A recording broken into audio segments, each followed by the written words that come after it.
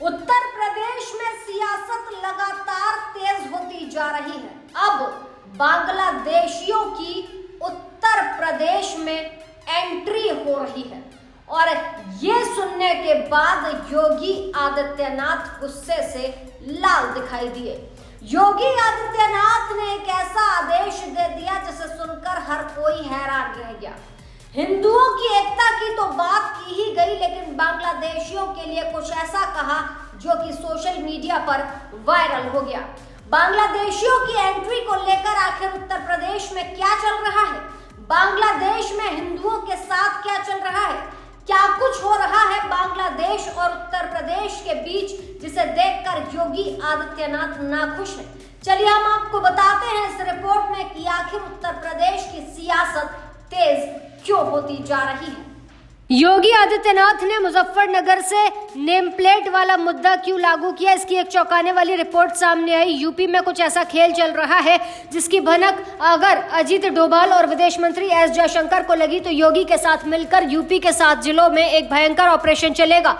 हैरानी की बात यह कि जब पूरे देश में बांग्लादेश और कई देशों से लोग आकर भारत में शरण ले रहे हैं तो यूपी के ये 7 जिले उनकी निगाहों में क्यों बसे हैं, क्योंकि यूपी का जो बॉर्डर है वो ना तो बांग्लादेश से लगता है और ना ही पाकिस्तान से। फिर एक आबादी बाहर से आकर यूपी में कैसे बस रही है? क्या ये नेपाल कनेक्शन छुपा हुआ है? क्या नेपाल के रास्ते यूपी के अंदर कई जिलों के भीतर जो आबादी वाली रिपोर्ट आई है वो आपको हैरान कर देगी। हम आपको बताते हैं। यूपी के अधिकारियों से एक सर्वे करवाया गया। उस सर्वे में 303 गांव शामिल थे। उनमें से 116 गांव ऐसे थे जहां की स्थिति बेहद असामान्य हो गई, जिसके बाद ये रिपोर्ट योगी आदित्यनाथ के अधिकारियों ने पहले उन्हें दी और उसके बाद अधिकारियों ने मुख्य सचिव ने ये रिपोर्ट आगे अजीत डोभाल और केंद्र सरकार के पास भेजी, जिसके बाद हैरान करने वाला डाटा सामने आया। इसके बाद जाहिर तौर पर यह कहा जा रहा है कि 303 गांव पर बुलडोजर चलाया जाए, क्योंकि इन 303 गांव में कुछ तो घपला है।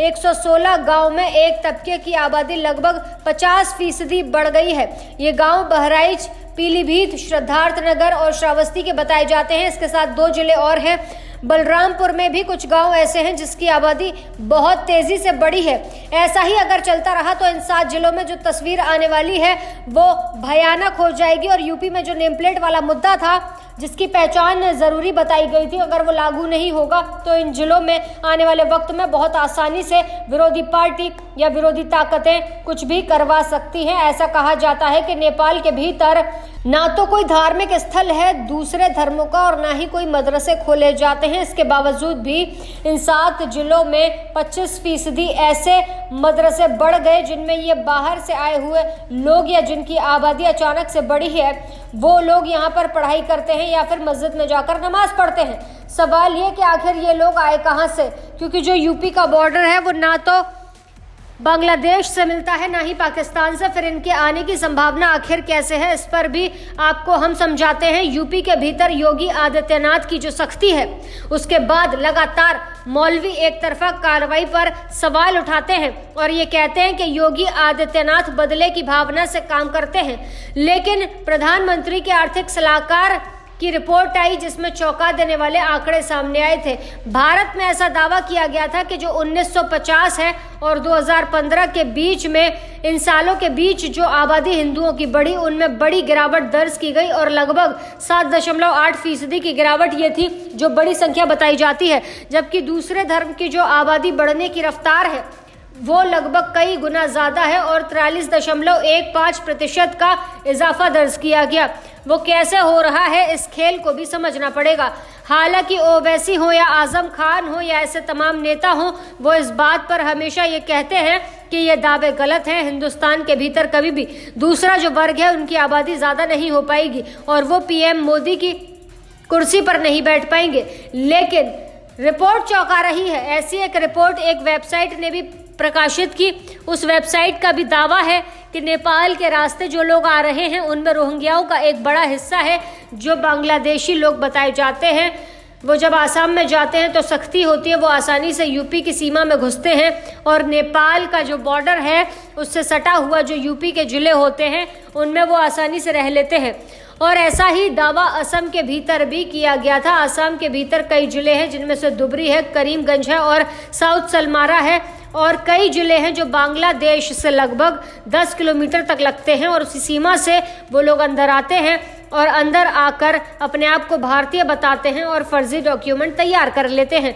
रायबरेली में भी कुछ दिन पहले एक चौंकाने वाला खुलासा हुआ और रायबरेली जो है मुख्यमंत्री आवास से ज़्यादा दूर नहीं है।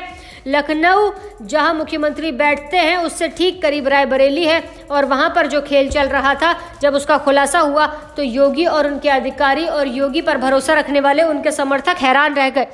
रायबरेली में हालात यहां तक हो गए कि ग्राम प्रधान खुद ही घर घर जाकर पूछ रहे हैं और जो ग्राम प्रधान नहीं गए उनसे ये कहा गया कि आप लोगों के पास जाएं और पूछें कि भारी संख्या में जो पहचान पत्र बने हैं, जो डॉक्यूमेंट्स बने हैं, जो जन्म प्रमाण पत्र बने हैं, वो आखिर किसके लिए बने हैं।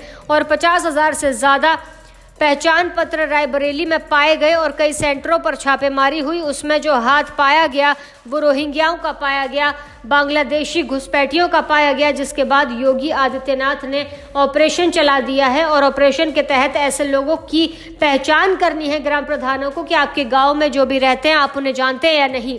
ये बात अगर आप बताएं, अगर आप नहीं जानते तो ये जानकारी आप तहसील पर दीजिए और तहसील से जिला मुख्यालय से जानकारी जाएगी और जिला मुख्यालय से लखनऊ तक जानकारी जाएगी ताकि ऐसे लोगों को पकड़ा जाए।